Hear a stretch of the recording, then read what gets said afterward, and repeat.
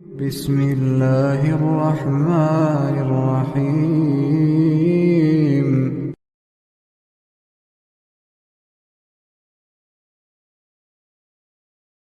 الحمد للہ وحدہ والصلاة والسلام علی من لا نبی بعد اما بعد فاعوذ باللہ من الشیطان الرجیم بسم اللہ الرحمن الرحیم۔ دینی بھائیو، تمام ظاہری اور باطنی اعمال، وہ تمام چیزیں جو آپ ظاہری طور سے کرتے ہیں یا چھپا کر کرتے ہیں، وہ تمام باتیں، وہ تمام رویے، وہ تمام انداز جو آپ اختیار کرتے ہیں، اگر وہ اللہ کے دین کے مطابق ہے، اس کے اندر اخلاص ہے، آپ کی نیت درست ہے، تو یقینی طور سے یہ مفید ہے اور دنیا و آخرت میں بھلائی کا موجب بننے والا ہے۔ لیکن اگر قرآن و سنت کے مطابق نہیں ہے، اس میں اخلاص للہیت نہیں ہے، دکھاوا ہے یا کسی اور مقصد کے لیے ہے، تو پھر اس کا انجام اللہ کے ہاں بہتر نہیں ہوگا۔ اسی سلسلے کی 2-3 آیتوں کا ترجمہ اور اس کی مختصر تفسیر آئیے سماعت کرتے ہیں۔ وما امروا الا ليعبدوا الله مخلصين له الدين حنفاء ويقيموا الصلاة ويؤتوا الزكاة وذلك دين القيمة۔ اور انہیں صرف یہی حکم دیا گیا تھا کہ وہ اللہ کی عبادت کریں، اس کے لیے عبادت کو خالص کر کے، یکسو ہو کر، اور وہ نماز قائم کریں اور زکوٰۃ دیں، اور یہی نہایت درست دین ہے کہ نبی کریم صلی اللہ علیہ وسلم اور قرآن کریم نے انہیں جس بات کی دعوت دی، وہی دعوت موسیٰ اور عیسیٰ نے دی تھی، اور وہی بات تورات و انجیل میں نازل ہوئی تھی، یعنی سب کا دین ایک تھا، اور سب نے بنی نوع انسان کو اسی بات کا حکم دیا کہ وہ صرف ایک اللہ کی بندگی کریں، تمام عبادتوں سے مقصود صرف اسی کی رضا ہو، اور تمام باطل ادیان کو چھوڑ کر دین اسلام میں داخل ہو جائیں، جس کے سوا اللہ کے نزدیک کوئی صحیح دین نہیں، اور نماز پڑھیں اور زکوٰۃ دیں۔ لن ينال الله لحومها ولا دماؤها ولكن يناله التقوى منكم كذلك سخرها لكم لتكبروا الله على ما هداكم وبشر المحسنين۔ اللہ تک نہ ان کا گوشت پہنچے گا اور نہ خون،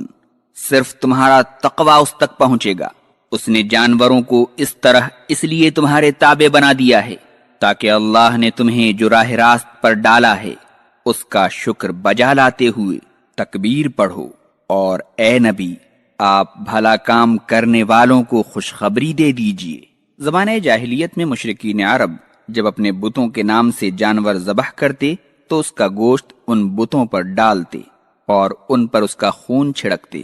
اللہ تعالیٰ نے فرمایا کہ تم اللہ کے نام سے ہدی یا قربانی کا جانور اس لیے ذبح کرتے ہو کہ وہ تمہارا خالق و رازق ہے، اس کا گوشت اور خون اللہ کو نہیں پہنچتا، اس لیے کہ وہ تو ہر چیز سے بے نیاز ہے۔ اللہ تو تمہاری نیت اور تمہارے اخلاص و تقوی کو دیکھتا ہے کہ تم نے کیا اس کی رضا کے لیے یہ کام کیا ہے۔ آخر میں نبی کریم صلی اللہ علیہ وسلم کو حکم دیا کہ آپ ان لوگوں کو خوشخبری دے دیجئے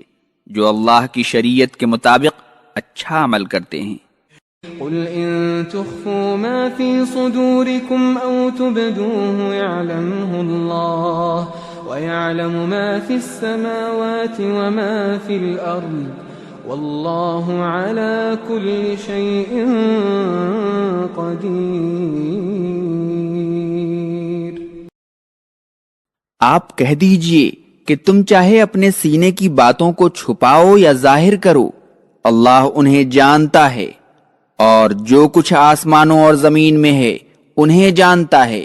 اور اللہ ہر چیز پر قادر ہے۔ اللہ کی طرف سے بندوں کو تنبیہ کی جا رہی ہے کہ وہ اللہ سے ڈرتے رہیں اور ایسے اعمال کا ارتکاب نہ کریں جن سے اس نے منع کیا ہے اور جو اس کی ناراضگی کا سبب بنے، اور بندہ اس یقین کے ساتھ دنیا میں رہے کہ اللہ سے کوئی بات بھی مخفی نہیں، وہ دلوں کے بھید جانتا ہے، چاہے بندہ اسے ظاہر کرے یا چھپائے، وہ آسمان و زمین کی تمام چیزوں کو جانتا ہے۔ زمینوں، پہاڑوں اور سمندروں کا ایک ذرہ یا اس سے بھی کوئی چھوٹی چیز اللہ سے مخفی نہیں، اور جب کوئی چیز مخفی نہیں تو اگر کوئی شخص پوشیدہ طور پر مسلمانوں کے خلاف، اسلام کے خلاف سازش کرنے والا، کافروں سے دوستی رکھے یا نبی کریم صلی اللہ علیہ وسلم کی تکذیب کرے یا کفر کا ارتکاب کرے تو اللہ تعالیٰ سے یہ باتیں کیسے مخفی رہ سکتی ہیں؟ اللہ ہمیں اخلاص نصیب فرمائے، اللہ ہمیں سچا اور اچھا ایمان والا بنا دے، ہمارے ہاتھ سے لوگوں کو فائدہ پہنچے، نقصان نہ پہنچے، دنیا میں امن و امان کا ذریعہ بنا دے، دنیا میں پھیلی بدامنی کو دور کر دے، اور جو لوگ بھی اس کی راہ میں جس طرح بھی کوششیں کر رہے ہیں، جو لوگ بھی اللہ کی راہ میں دنیا میں امن و امان قائم کرنے کی، دنیا میں اچھائیوں کو پھیلانے کی، اس کے دین کی خدمت میں لگے ہوئے ہیں، اللہ ان کو کامیابی و کامرانی نصیب فرمائے، آمین۔ اصلاح نیت کی ضرورت و اہمیت۔ امیر المومنین ابو حفص عمر بن خطاب رضی اللہ عنہ سے روایت ہے، وہ کہتے ہیں کہ میں نے رسول اللہ صلی اللہ علیہ وسلم کو فرماتے ہوئے سنا، تمام اعمال کا دار و مدار نیتوں پر ہے، اور ہر شخص کو اس کی نیت کے مطابق اجر ملے گا۔ جس کی ہجرت اللہ تعالیٰ اور اس کے رسول صلی اللہ علیہ وسلم کے لیے ہو تو اس کی ہجرت اللہ تعالیٰ اور اس کے رسول کے لیے ہے، اور جس کی ہجرت حصول دنیا کے لیے ہو یا کسی عورت سے نکاح کی غرض سے ہو تو اس کی ہجرت اسی چیز کے لیے ہے جس کے لیے اس نے ہجرت کی ہے۔ اربعین نووی حدیث نمبر 1، صحیح بخاری حدیث نمبر 1، صحیح مسلم حدیث نمبر 1907۔ لغوی طور پر نیت کا معنی ارادہ ہے،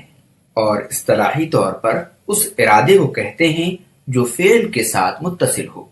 اس حدیث میں ابو حفص عمر بن خطاب رضی اللہ عنہ کی کنیت ہے۔ حضرت صلی اللہ علیہ وسلم نے اس حدیث مبارک میں یہ حقیقت بیان فرمائی ہے کہ انسان کے تمام اعمال کی قبولیت اور ان کے اجر و ثواب کا انحصار نیت پر ہے۔ عمل کرنے والے کی نیت درست ہو تو اس کا عمل اللہ تعالیٰ کے ہاں مقبول اور عمل کرنے والے کو اس کا ثواب ملتا ہے، اور اگر عمل کرنے والے کی نیت درست نہ ہو تو بظاہر وہ عمل کتنا ہی اچھا ہو اور کتنا ہی عمدہ کیوں نہ ہو، عمل کرنے والے کو اس کا ثواب نہیں ملتا، بلکہ وہ عمل اس کے لیے وبال اور باعث گناہ بن جاتا ہے۔ گویا نیت تمام اعمال کی روح ہے۔ نیت کی درستی اور خرابی سے کیا مراد ہے؟ نیت کی درستی سے مراد یہ ہے کہ نیک کام محض اللہ تعالیٰ کی رضا کے لیے کیا جائے، کسی کے خوف سے یا کسی کی خوشنودی کے لیے نہ ہو، نیز لوگوں میں شہرت، نیک نامی یا دنیاوی منفعت کا لالچ بھی نہ ہو، اور اگر عمل اللہ تعالیٰ کی رضا کے بجائے کسی شخص کی خوشنودی یا لوگوں میں عزت و شہرت اور نام و نمود یا مزید کسی دنیاوی لالچ کی غرض سے یا اس کی خاطر ہو تو یہ نیت کی خرابی ہے۔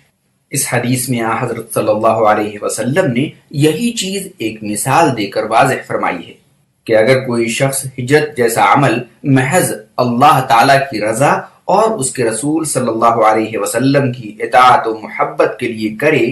تو اس کی ہجرت اللہ تعالیٰ اور اس کے رسول کے لیے ہے، یعنی اس کا یہ عمل اللہ کے ہاں مقبول اور وہ شخص اجر و ثواب کا مستحق ہے،